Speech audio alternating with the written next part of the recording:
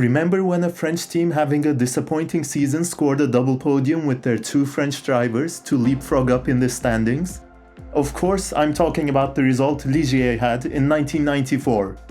The Ligier team had been on the grid since 1976 and were a formidable force in their first decade of existence, scoring occasional victories and even finishing third in the constructors' standings in 1979 and second in 1980. The team struggled for several seasons though, particularly after their engine supplier Renault left the sport in 1986. They had a series of seasons where they could barely score any points, if any, until the team sailed in 93.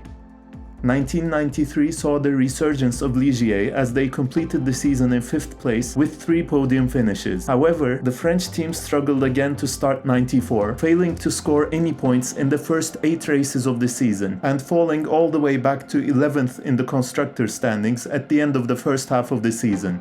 Up next to kick off the second half was the German Grand Prix at the Hockenheimring. Due to the unique characteristics of the circuit's old layout, with the extreme contrast of the tight and twisty stadium section and the long straights in the forest, teams had to make a choice between a low downforce setup to accommodate for the straights or a high downforce one to gain an advantage in the stadium. Thus, the qualifying order was shaken up. The front row was locked out by Ferrari and Berger's pole was the first for the team in nearly 4 years, and the Tyrrells, for example, punched way above their weight, leveraging the powerful Yamaha engine and qualifying in the top 7. Ligier, on the other hand, had a lack of car development throughout the season. However, their shortcomings were somewhat masked by the nature of the circuit. Still, things weren't looking that promising here either for the team, as both cars qualified well outside the points-paying positions and more than 2.5 seconds behind the pole time.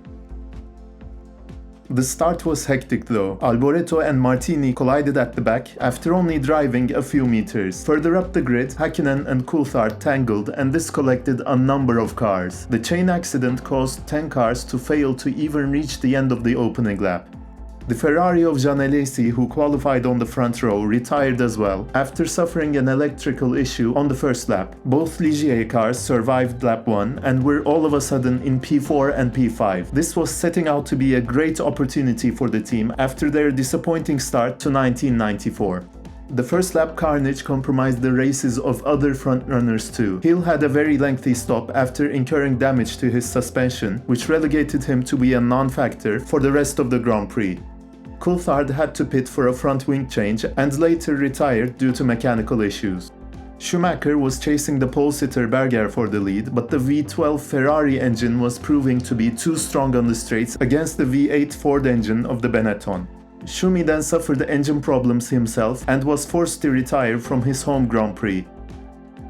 Oh, and there was a Verstappen on the grid too. He wasn't leading the race this time though. Actually, the trajectory of his race was drastically different. In fact, it was that race for Jos Verstappen, the one when he was engulfed in fire in the pits after fuel was sprayed all over during his pit stop. Thankfully, no one was seriously injured and Verstappen only had some burns around his eyes as his visor was not shut during the stop. More retirements ensued and by the halfway point of the race, there were only 10 cars still running, with most of the front-running cars already having retired or faced major issues, with only Berger remaining from the competitive teams not having run into major setbacks. From this point on, he only had to bring the car home, and indeed, Gerhard Berger went on to win comfortably in his Ferrari. His winning margin was nearly a minute. This was going to be Ferrari's only victory in '94, and in fact, the only race neither Benetton nor Williams won the entire season. It was also the team's first win since 1990.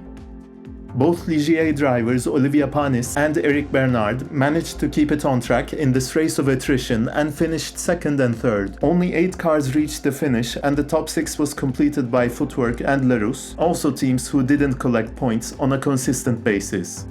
This result awarded the French team 10 points and helped them jump 5 spots in the standings all the way to 6th place.